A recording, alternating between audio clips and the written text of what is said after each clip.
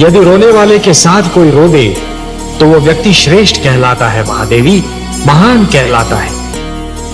दूसरों के दुख को अपना दुख तो केवल वही व्यक्ति समझ सकता है जिसका हृदय दर्पण की भांति स्वच्छ हो।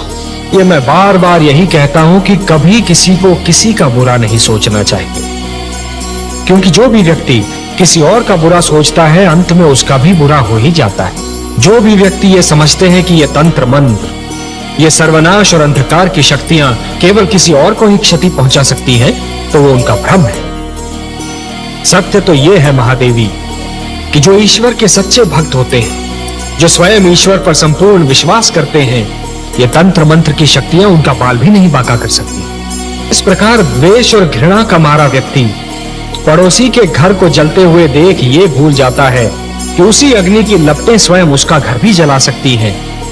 उसी प्रकार जो व्यक्ति तंत्र मंत्र में विश्वास करता है वो ये भूल जाता है कि यही तंत्र मंत्र की शक्तियां स्वयं उसका भी सर्वनाश कर सकती हैं। सत्य तो ये है महादेवी कि स्वयं मैं अपने भक्तों के वश में हूं। अपने प्रेम से, अपने विश्वास से, अपनी भक्ति से और अपनी श्रद्धा से मेरे सारे भक्त बार बार मुझे उनकी सहायता करने के लिए विवश करते रहे हैं और करते रहेंगे।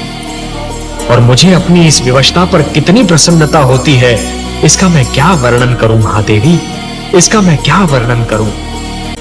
जिस प्रकार चरित्र की हानि धन की हानि से अधिक बड़ी दुर्घटना होती है, उसी प्रकार देवत्व का अपमान देवताओं के अपमान से अधिक बड़ी दुर्घटना है। महादेवी, मोती जिस डोर में पिरोए हुए होते हैं, यदि वो डोर ही टूट जाए तो सारे के सारे मोती भूमि पर बिखर जाते हैं। और इन बिखरे हुए मोतियों को दोबारा समेटना और फिर से उसी डोर में पिरोना ये सरल कार्य नहीं होता महादेवी। जानती हूँ कमल नयन, बसी बसाई नगरी को उजाड़ना सरल कार्य होता है, उसी नगरी को फिर से बसाना बहुत कठिन होता है। वर्ष और पीढ़ियां बीत जाती हैं उसे बसाने में। सत्य कहा महादेवी। समझौते का तोड़ना सदैव शत्रुता को जन्म देता है, और शत्रुता एक ऐसा विषैला पौधा है जिस पर केवल द्वेष के पुष्प और संदेह के कांटे ही उगते हैं। और ये द्वेष और संदेह कई पीढ़ियों तक अपना रंग दिखाते रहते हैं। पर ये जान लीजिए कि सृष्टि की हर वस्तु किसी न किसी सीमा में बंधी हुई है। इच्छा हो, ईर्ष्या हो, क्रोध हो, कोई भी भावना हो, उसकी अपनी सीमा होती है।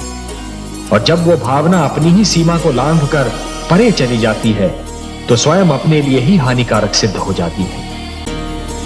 एक ज्ञानी व्यक्ति वही होता है जो यदि किसी प्रश्न का उत्तर नहीं जानता तो चहुओर देखता है, दूसरों के अनुभवों से और दूसरों की चिंतन शक्ति से ज्ञान जुटाने का प्रयास करता है।